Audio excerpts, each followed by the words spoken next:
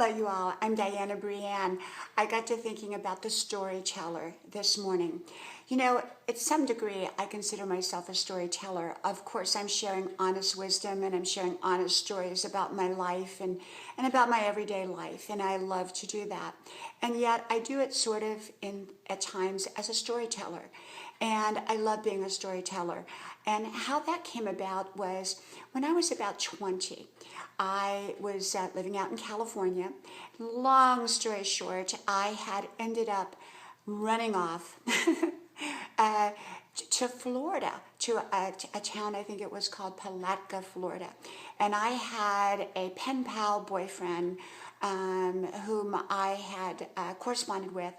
And he was a Christian young man, and he was sort of like living in this it wasn't a commune. It wasn't like one of the communes or anything, but it was kind of like a group type of setting where a lot of people who studied the Bible and everything lived. So I ran off to Florida, and for about 2.5 weeks, I think it was 2.5 weeks, and I lived there, and he and I were just friends. We weren't really boyfriend, girlfriend, or anything like that.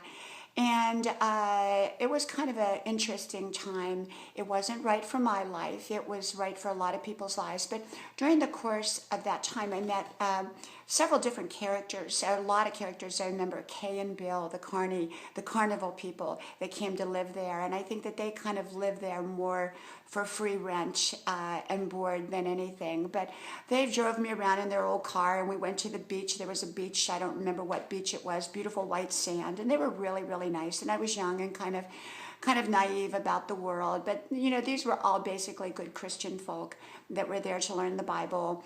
And my friend, he took off back for his family's house back in Iowa or Idaho or someplace like that for a couple weeks, so kind of left me there.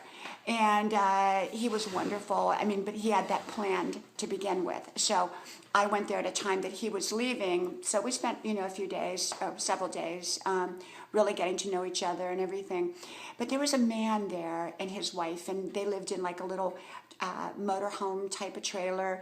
And he would come in and he would sit in the little kitchen that was in this nice big building that everybody kind of gathered in. And he would tell stories, and I would sit there at the kitchen table, and he could take a salt and pepper shaker and create this whole story out of it that made so much sense, and it was so good. And he would tell these stories that were based on truth. They all had wisdom behind them. And he could just use the most simple of things and create such energy and imagination behind it. It was wonderful. And so I so loved storytelling. And that's how I learned to tell stories.